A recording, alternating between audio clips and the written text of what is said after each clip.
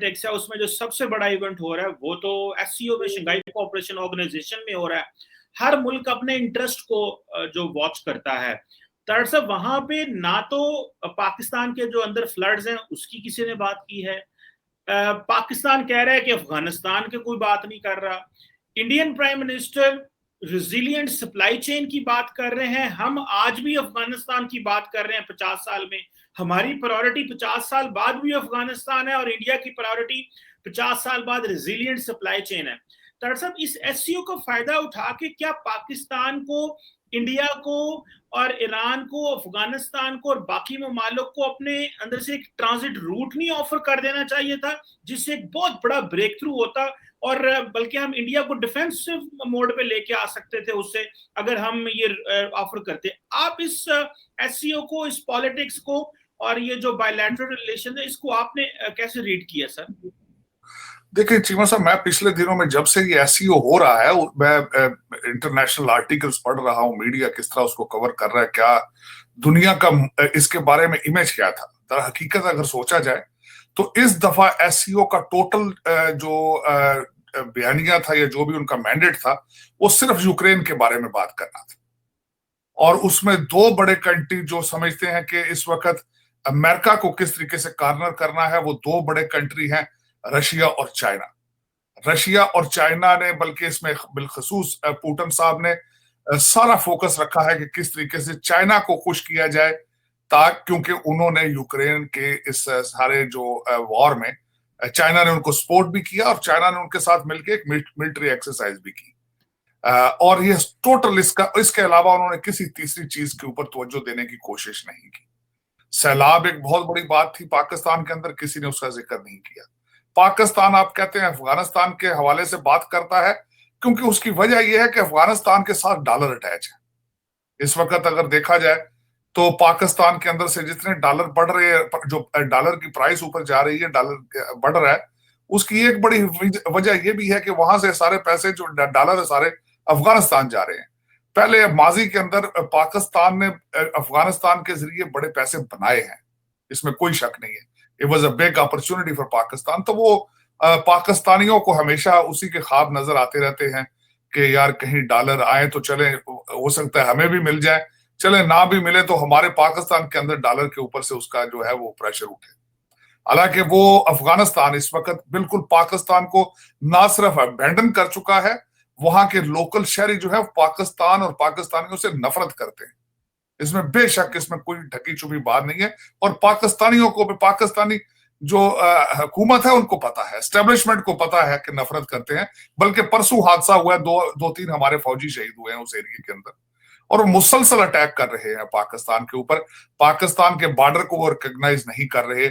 इस वक्त उनको अगर दुनिया में रिप्रेजेंट कर रहा है तो वो कतरी कर रहे हैं, कतर कर रहा है उनको रिप्रेजेंट। और उनका झुकाव आज भी जो है वो भारत की तरफ ज्यादा है वर्सेस पाकिस्तान, क्योंकि उन्हें नजर आता है कि भारत से, जो अफगानी समझते हैं कि भारत से कुछ पैसे निकल सकते हैं। भारत जो है पहले भी वहां बड़े बड़े प्रोजेक्ट करता रहा है, उनकी पुलिस को ट्रेन करता रहा है, उनकी आर्मी को ट्रेन करता रहा है, बल्कि उनकी पार्लियामेंट की बिल्डिंग बना के उन्होंने तोहफे में दी थी। पाकिस्तान के साथ इस वक्त अफगानी पाकिस्तानियों से उतनी ही नफरत करते हैं जितनी बंगाली नफरत करते हैं।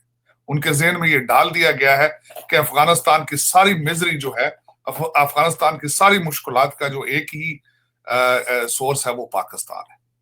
और ये अफसोस वाली बात। और दूसरा, लेकिन एससीओ के हवाले से अगर देखा जाए तो वहां पे मैंने जिस तरह अर्ज किया कि यूक्रेन की वार के अलावा उन्होंने कोई चीज किसी पे तवज्जो देने की कोशिश ही नहीं की, जो ज्यादती है। हालांकि अगर रीजनल है, 8 कंट्रीज हैं, तो उन्हें चाहिए था कि हर कंट्री के इश्यूज को डिस्कस किया जाए। और लेकिन दूसरा चीमा साहब, मैं अब जहां पे ये बताऊंगा कि आपने जो आइडिया ये दे रहे हैं कि यहाँ से एक कॉरिडोर बनाया जाता है, यहाँ से बनाई जाए चीज, तो उसके हवाले से जो चाइना का सी पैक इस वक्त फेल हो चुका है, मेरे ख्याल में वो उसमें अब मजीद कोई भी मुल्क जो है उस पर पैसा या सोर्सेज अपने जाया करने पसंद नहीं करेगा under given circumstances. Given circumstances वो ये है कि कोविड की वजह से सारी दुनिया की इकॉनमी स्लगिश है, और दूसरा अमेरिका की वीक फॉरेन पॉलिसी ने सारी दुनिया का बैलेंस खराब करके रख दिया है।